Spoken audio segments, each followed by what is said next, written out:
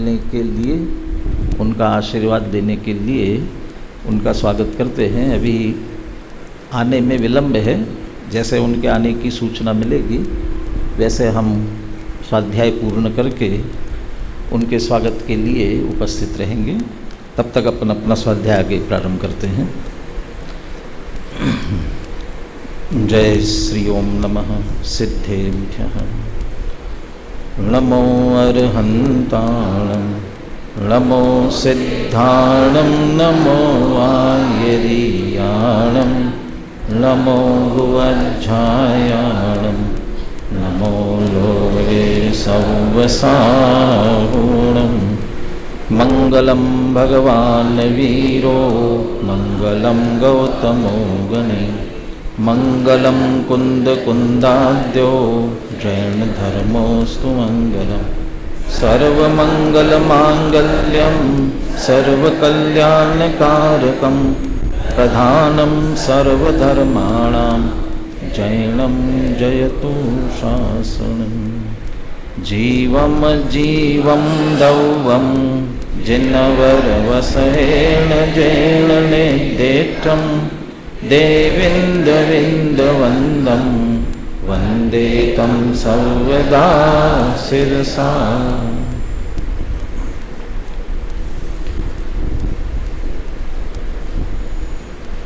विगत सत्र के अंत में अवकाश पर जाने से पहले द्रव्य संग्रह ग्रंथ यहाँ प्रारंभ किया था।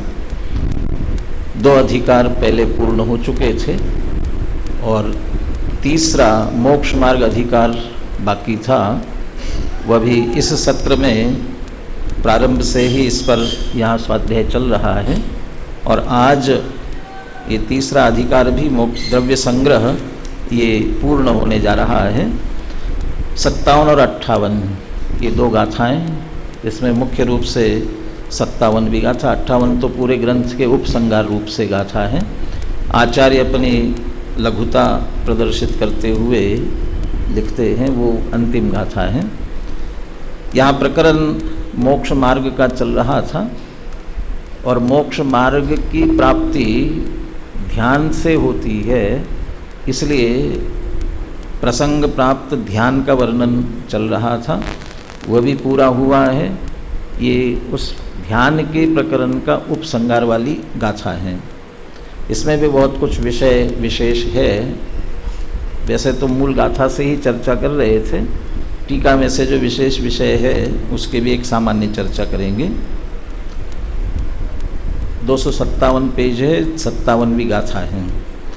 अतः परम यद्यपि पूर्वं बहुधा भणितं ध्यात्री पुरुष लक्षणं ध्यान सामग्री च तथापि चूलिका उपसंहार रूपेण पुनरपि आख्याति। यद्यपि इससे पहले बहुत कुछ कह दिया, किसके संबंध में? ध्याता पुरुष का लक्षण और ध्यान की सामग्री, इसके संदर्भ में बहुत कुछ कह दिया है।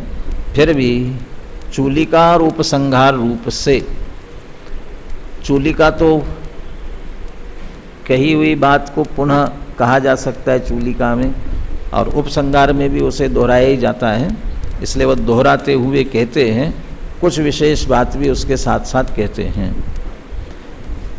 गाथा बुलवाते हैं।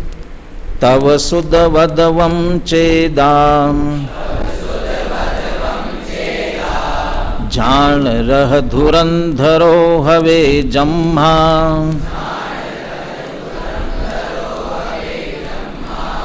तम्मा तत्तियणिरदान तल्लद्धीये सदा होहम।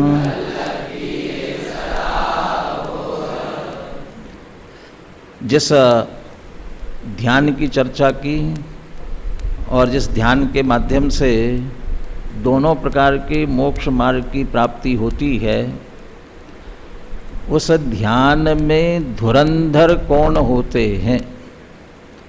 बीच में है झानरह धुरंधरो हवे जम्हा। जम्हा चूँकि ध्यान रूपी रथ कहा, ध्यान रूपी रथ का वो धुरंधर होता है। रथ का संचालन वही करता है जिसके हाथ में उसकी धुरा हो, माने वो चलाए, उसका संचालन करे। ऐसे ध्यान रूपी रथ की धुरा को धारण करने वाला धुरंधर, जिस किसी कार्य में अत्यंत प्रवीण होता है उसे धुरंधर कहते हैं। ध्यान रूपी रथ को चलाने माने ध्यान में कौन धुरंधर है?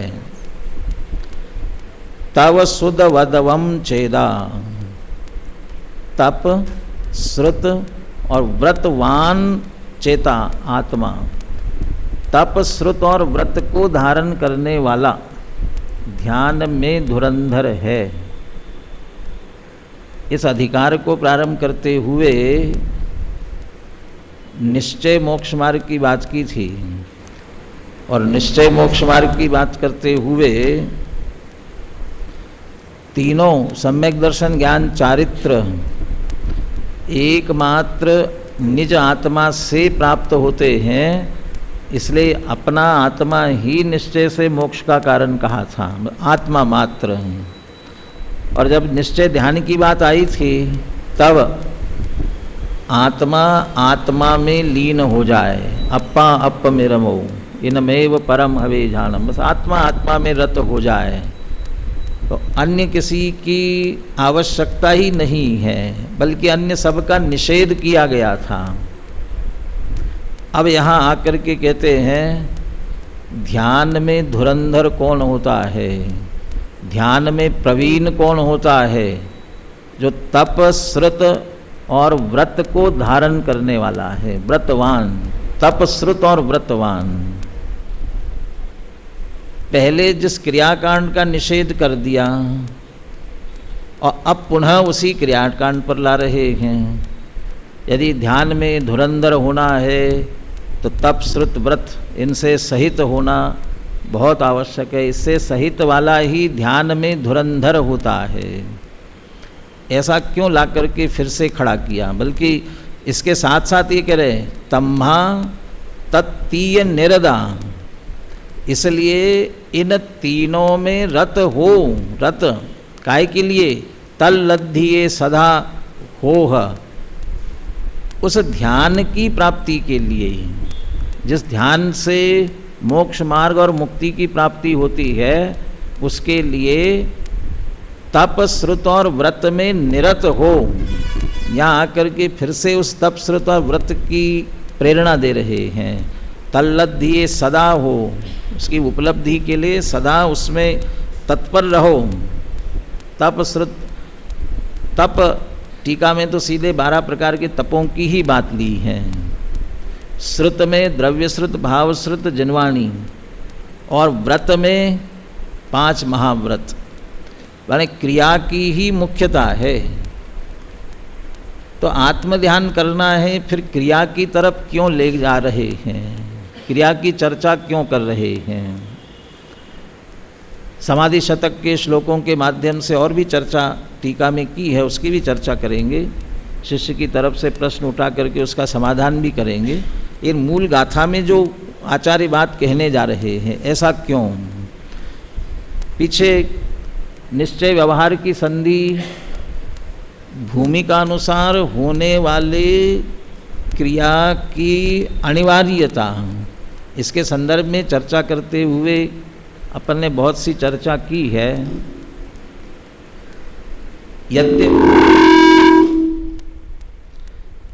सुबह ज्ञान क्रियाभ्याम मोक्षा की बात करते हुए गुणस्थान की वृद्धि, मोक्ष मार्ग की वृद्धि में आगे बढ़ने के लिए एकमात्र आत्मस्थिरता, आत्मशुद्धि और उसकी वृद्धि ही कारण है, इस बात पर जोर दिया था।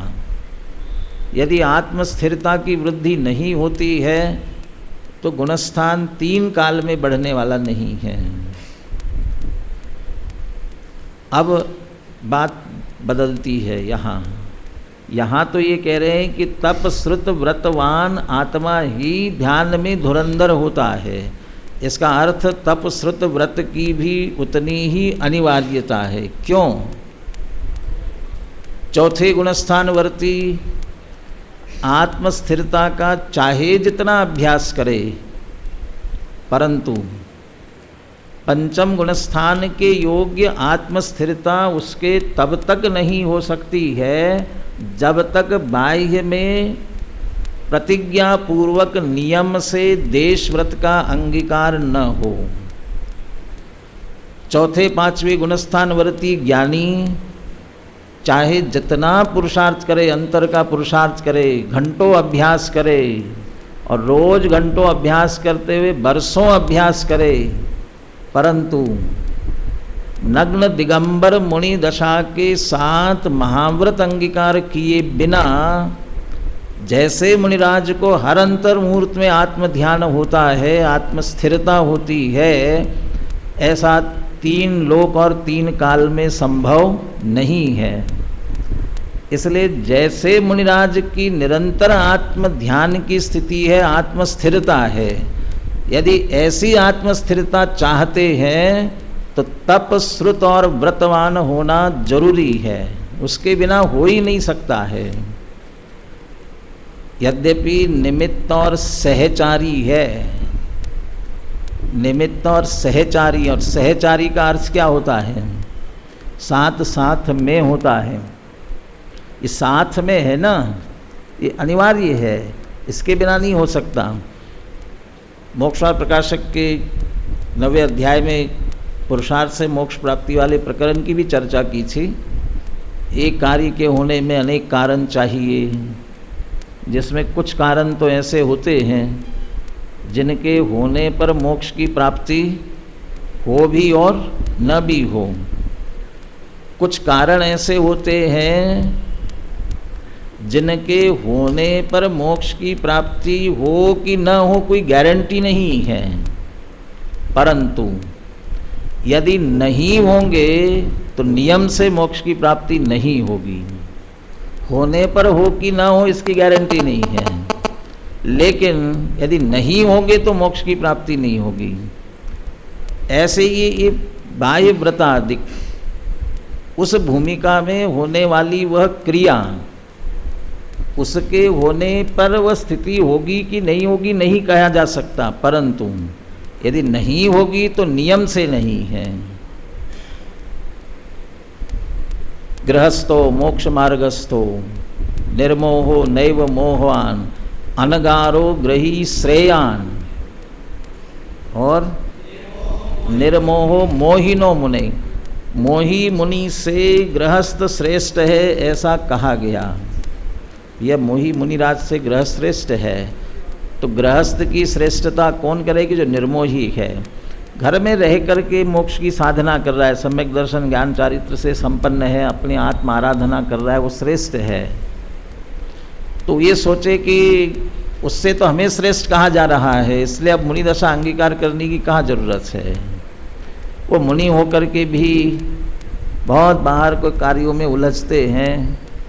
निकाल अभी प्रवचनसार और नियमसार के विधान की जयमालाओं में बहुत मार्मिक शब्दों में इस पर संकेत किया है कि मुनिराज का क्या कर्तव्य है, और उस कर्तव्य से उनका और हमारा भी हित कैसे है, उस कर्तव्य से ही, और उससे उस कर्तव्य से आगे बढ़ते हैं, उनका भी अहित है और हमारा भी अहित है। उसमें जो लाभ हमको मिलना चाहिए वो हमें नहीं मिल सकता।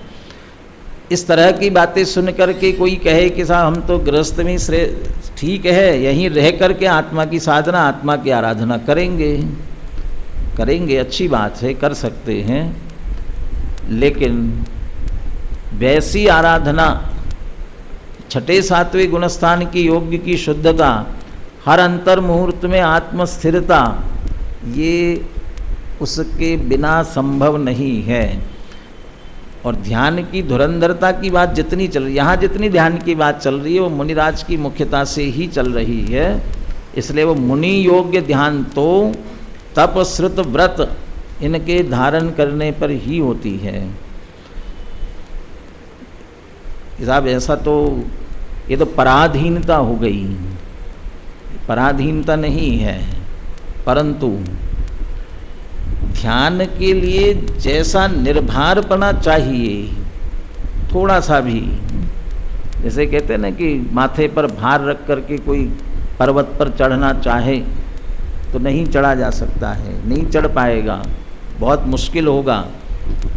ऐसे ही किसी प्रकार का भार, किसी प्रकार की चिंता रख करके आत्म ध्यान करे, आत्म स्थिरता करना चाहे तो संभव नहीं है।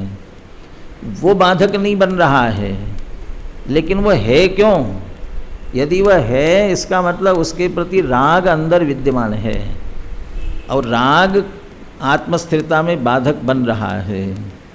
फांस तनक सी तन में साले, चाह लंगोटी की दुख भाले। लंगोटी की चाह भी दुख का कारण है। ऐलक और मुनि कितना सा अंतर है? ऐलक दशा में और मुनि दशा में कितना सा अंतर है? एक लंगोट के अलावा और क्या अंतर है? और जो आपके वो गुणों की बात भी करते हैं ना, उनको 105 लिखा जाता है और मणिराज को 108 लिखते हैं। वह 3 गुण, उनके वो गुण अलग प्रकार से हैं। 108 को कौन कौन से गुण होते हैं, कितना सा अंतर है। अकेली लंगोट ही तो है, लेकिन उतनी लंगोट भी 6वां 7वां गुणस्थान नहीं होने देती है। तो लंगोट रोक रही है क्या? लंगोट की बात तो छोड़ो, तिल तुष मात्र, धागे बराबर भी इतना सा भी रखे तो कितनी कितनी बातें कुंद कुंद आचार्य ने अष्टपहौड़ में लिखी। वो उतना सा भी, तो वो उतने से में ये ताकत है कि वो उसमें तो कितने कठोर शब्दों में लिखा। यदि इतना भी तिल तुष मात्र भी संग परिग्रह है तो सीधा सबसे बड़ी सजा दे दी है। कौन सी सबसे बड़ी सजा? नरक जाना उतनी बड़ी सजा नहीं है, निगोद सबसे बड़ी सजा है। अब वो निगोद जाएंगे, ये कहा गया उतने से। तो तिल तुष में इतनी ताकत है। यदि तिल तुष में इतनी ताकत है तो 6 खंड में कितनी ताकत होगी? तो 6 खंड वाला तो मोक्ष जा ही नहीं पाएगा। अब इसमें लिखने वाले हैं, जिन व्रतों की बात कर रहे हैं वे भरत चक्रवर्ती तो व्रत किए बिना ही चले गए। उसकी बात भी इसमें थोड़ी करने वाले। कितनी अपन कर पाएंगे, हो पाएगी पता नहीं, लेकिन जिन्हें जिज्ञासा वो जरूर इसके टीका में पढ़ेंगे तो इस उनकी चर्चा भी ली गई है। वो उतना सा रोक लेगा, और वो 6 खंड होकर के भी मुक्ति चले गए। 6 खंड रखते हुए मुक्ति नहीं गए। जब मुक्ति गए तो वह सब छोड़कर तप श्रुत व्रतवान हुए थे, तभी गए हैं। तो तप तो कुछ किया नहीं है, व्यवहार तप नहीं घटित हुआ, निश्चय तप घटित हुआ है। व्यवहार व्रत नहीं हुआ, निश्चय व्रत हुआ है। इस टीका में लिया इस बात को। लेकिन वह व्रत भी व्यवहार व्रत पूर्वक हुआ, नग्न दिगंबर दशा अंगीकार करने के बाद ही हुआ, उससे पहले नहीं हुआ। लेकिन जो नग्न दिगंबर दशा अंगीकार करने के बाद भी इतना रखते हैं, इतना भी रहा, तो उतना राग भी बाधक है। और उसके प्रति राग रखते हुए भी अपने आप को उस भूमिका के योग्य समझते हैं, तो उसके अपराध में वो फल मिलता है। इसलिए सहज ऐसा ही निमित्त नैमित्तिक संबंध है। शरीर की स्वस्थता का पूजन, मनन, ध्यान, स्वाध्याय, इससे क्या संबंध है? अत्यंत अस्वस्थ हो और आपसे कहे क्यों आज मंदिर क्यों नहीं आए? मंदिर आए, दर्शन करके जल्दी से चले गए, पूजा क्यों नहीं की?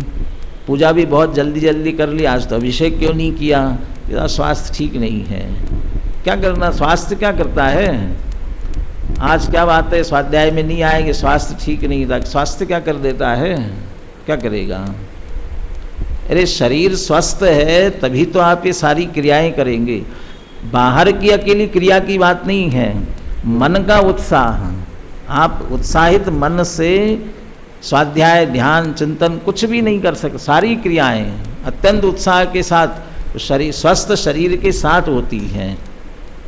निमित्त नैमित्तिक संबंध है सहज। सुबह मैंने कहा था ना, नहा धो करके आकर के बैठे और बिना नहाए धोए आकर, क्या अंतर है अंतर। उसे उत्साह है, उसे उत्साह नहीं है। ऐसा ही निमित्त नैमित्तिक संबंध है। ऐसे ही व्रत की, वो व्रत से जो निवृत्त हुआ है, वह उपयोग की निवृत्ति, वह आत्म प्रवृत्ति के लिए साधक बनती है।